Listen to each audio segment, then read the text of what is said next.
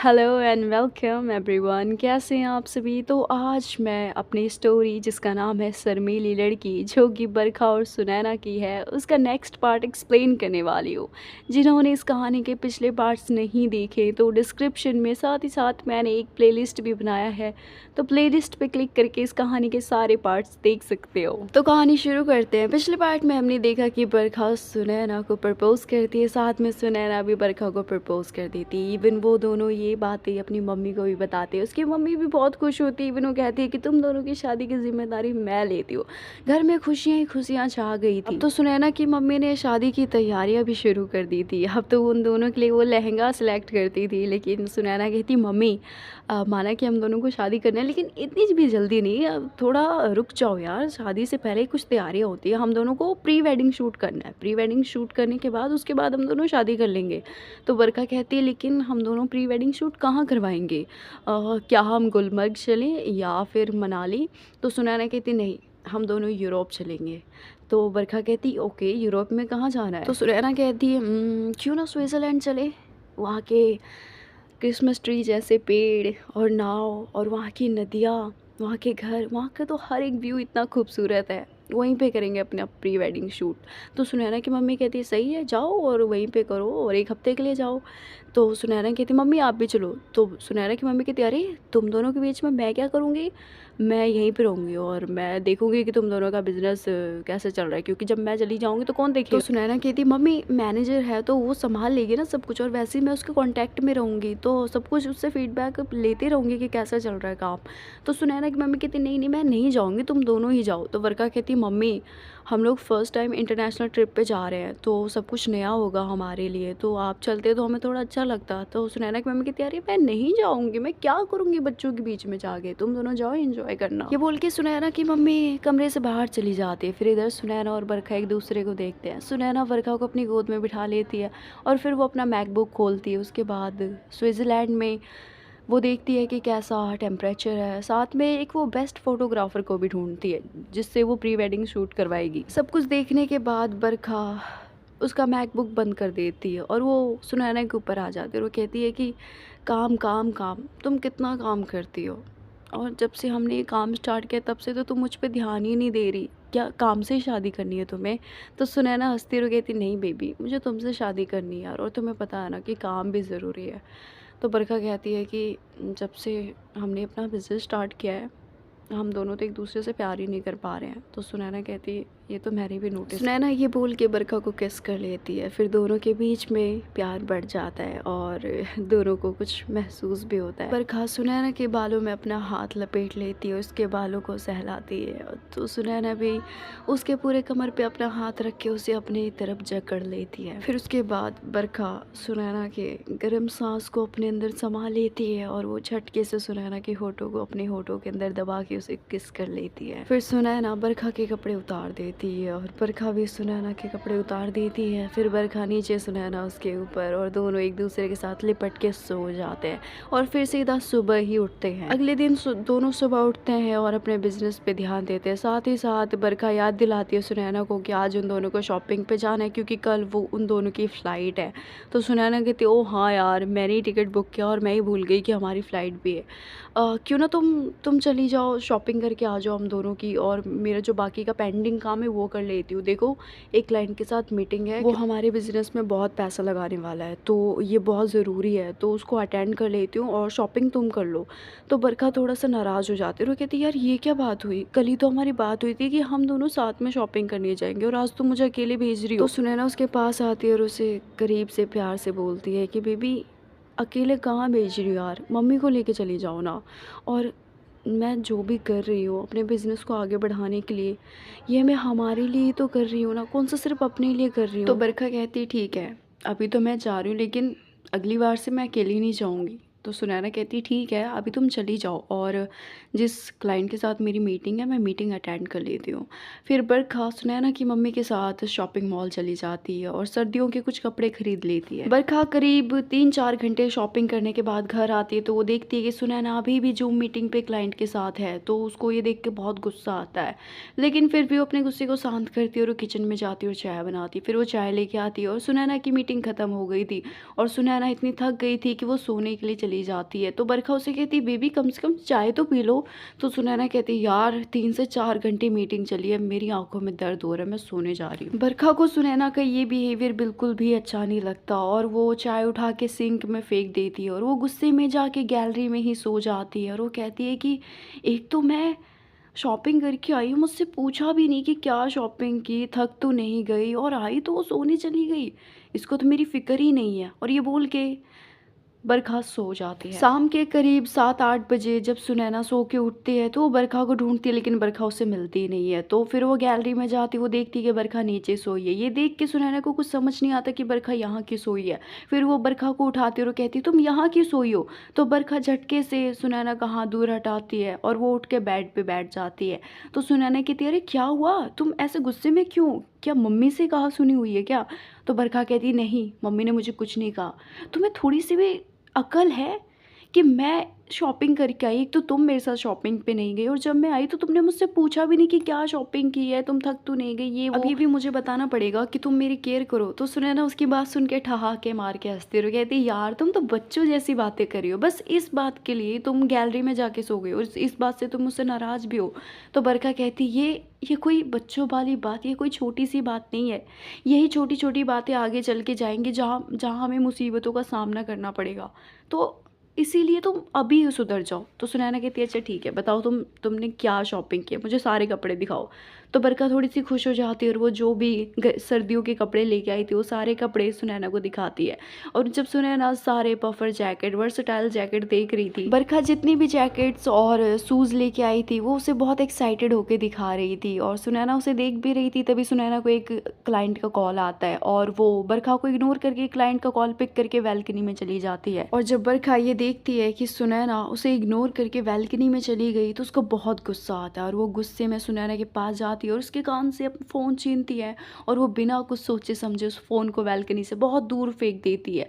सुनैना जब ये देखती है तो उसे बहुत गुस्सा आता है, ये मूवमेंट बहुत हीटअप हो चुका था और सुनैना को इतना गुस्सा आता है कि वो बिना सोचे समझे बरखा को एक थप्पड़ जड़ देती है। उस थप्पड़ की गूंज इतनी तेज़ थी कि सुनैना की मम्मी भी कमरे में आ जाती है और सुनैना की मम्मी उस हीटअप को भांप लेती है कि यहाँ पे क्या हुआ था। सुनैना की मम्मी सुनैना के पास आती है तो सुनैना कहती मम्मी प्लीज़, तो उसकी मम्मी बिना कुछ कहे कमरे से बाहर चली जाती। और इधर बरखा की आंखें पूरी लाल हो चुकी थी, उसकी आंखों में आंसू थे, साथ में आक्रोश भी था और वो सुनैना की नज़रों से दूर चली जाती है और वो दूसरे कमरे में जाके खुद को बंद कर लेती है। और इधर सुनैना को गुस्सा आ रहा था कि उसका फ़ोन फेंक दिया और वो भी इतने गुस्से में थी कि उसे ये रियलाइज़ ही नहीं हुआ कि उसने अभी क्या किया है। गुस्से में सुनैना अपने मैकबुक को उठाती और उसे नीचे पटक देती जिससे कि वो टूट जाता है। रात के 10-11 बज चुके थे और चारों तरफ इतनी खामोशी थी कि जैसे इस घर में कोई रहता ही नहीं है। सुनैना का सर दर्द से फटा जा रहा था और उसको समझ नहीं आ रहा था कि वो क्या करे। तभी उसको चक्कर जैसा आने लगता है और वो बेड पे जाके लेट जाती है तो वो सो ही जाती है। अगली सुबह करीब 9 बजे के आसपास जब सुनैना उठती है तो वो देखती है कि वो बेड पे अकेली है, तो वो समझ जाती है कि रात को बरखा उसके पास आई ही नहीं। फिर वो गुस्से में नीचे जाती है और वो कहती है बरखा कहाँ हो तुम, पागल हो गई हो क्या, एक छोटी सी चीज़ के लिए इतनी नाराज़गी। तभी सुनैना की मम्मी उसके पास आती है और वो कहती क्या हुआ, किस पे चिल्ला रही है तू, मेरे पे। तो सुनैना कहती नहीं मम्मी आप पे क्यों चिल्लाऊंगी मैं, बरखा कहाँ है, मुझे उससे बात करनी है। तो सुनैना की मम्मी कहती है बरखा यहाँ पे नहीं है, वो बाहर गई हुई है। तो सुनैना कहती बाहर कहाँ गई है। तो उसकी मम्मी गुस्से में कहती मुझे क्या पता कहाँ गई है, तुझे पता होना चाहिए ना कि कहाँ गई है, वो तेरी गर्लफ्रेंड है, तेरी होने वाली पत्नी है, वो तुझे पता होना चाहिए। तो सुनैना कहती है अरे यार इस घर में तो किसी से बात करना ही बेकार है। फिर वो गुस्से में चप्पल में ही घर से बाहर निकल जाती है और वो चारों तरफ देखती है लेकिन उसे बरखा कहीं नहीं दिखती। फिर थोड़ी देर के बाद वो देखती है कि सामने वाले पार्क में बरखा चुपचाप बैठी हुई है। सुनैना बरखा को देखती है और वो उसके पास जाती है, लेकिन पास जाके वो खड़ी हो जाती है, वो कुछ भी बोल नहीं पाती है क्योंकि इतने गंभीर झगड़े के बाद दोनों के बीच में खामोशी सी छा गई थी। हालांकि बरखा ने भी देख लिया था कि सुनैना उसके आगे खड़ी है, लेकिन बरखा उसे ऐसे इग्नोर करती है कि जैसे सुनैना उसके आगे खड़ी ही नहीं है। दोनों एक दूसरे के सामने खड़े थे लेकिन बिल्कुल खामोश। हवा भी ऐसे चल रही थी उन दोनों को छू के कि जैसे हवा भी दोनों को करीब लाना चाहती है, लेकिन ये दोनों करीब आना ही नहीं चाहते। सुनैना बरखा को देख रही थी लेकिन बरखा नीचे देख रही थी। तभी अचानक से बरखा सुनैना को देखती है, दोनों का आई कांटेक्ट होता है। तो सुनैना कहती है कि चलो घर चलते हैं। तो बरखा कहती है कि मुझे तुमसे कुछ कहना है। तो सुनैना कहती है हाँ कहो। तो बरखा खड़ी होती है और वो कहती है कि शायद हमें कुछ वक्त के लिए एक दूसरे से अलग हो जाना चाहिए, शायद हमें कुछ स्पेस लेने की ज़रूरत है। तो ये सुन के सुनैना तो शून्य रह जाती है और वो कहती है तुमने क्या कहा? तुम्हें स्पेस चाहिए? पर क्यों यार? इतनी बड़ी तो कोई बात भी नहीं हुई है कि हम दोनों अलग रहने का निर्णय ले लें। तो बरखा कहती है कि तुम्हें क्या लगता है? मैंने ये अलग होने का जो डिसीज़न लिया है, ये मैंने अचानक से ले लिया?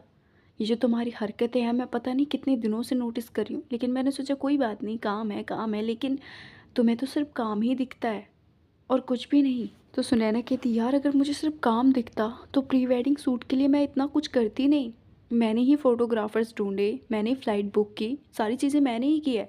तो बरखा कहती बस यही तो तुम्हारी आदत है, सारी चीज़ें करके उस चीज़ को जता देना कि तुमने ही किया, मैंने कुछ नहीं किया।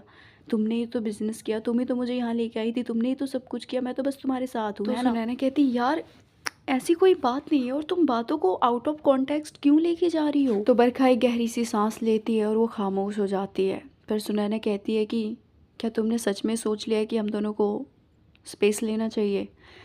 तो बरखा कहती हाँ, ये हमारे रिश्ते के लिए बहुत ज़रूरी है। अगर हमें ज़िंदगी भर साथ रहना है तो हमें थोड़ी देर के लिए अलग हो जाना चाहिए और दोनों को अपनी गलती महसूस करनी चाहिए। तो सुनैना अपना हाथ सिर पे रख लेती और वो कहती है कि मुझे तो समझ नहीं आ रहा कि अचानक से तुमने इतना बड़ा डिसीज़न ले कैसे लिया। तो बरखा कहती है शायद मेरी ही गलती है, मैं ही ज़्यादा ओवर रिएक्ट कर रही हूँ। मुझे अपनी गलती महसूस करने के लिए थोड़ा वक्त चाहिए। अगर हमें ज़िंदगी भर साथ रहना है तो कुछ वक्त के लिए अलग रहना ही होगा। ये बोल के बरखा घर चली जाती है और सुनैना वहीं पे बैठ जाती है पार्क में और वो अपना हाथ सर पे रख के बैठती है। बरखा वहाँ पे जाती है और वो सुनैना की मम्मी को देखती है और उसकी आंखों में आंसू आ जाता है। वो सुनैना की मम्मी को गले लगाती है और कहती है कि मुझे माफ़ कर देना।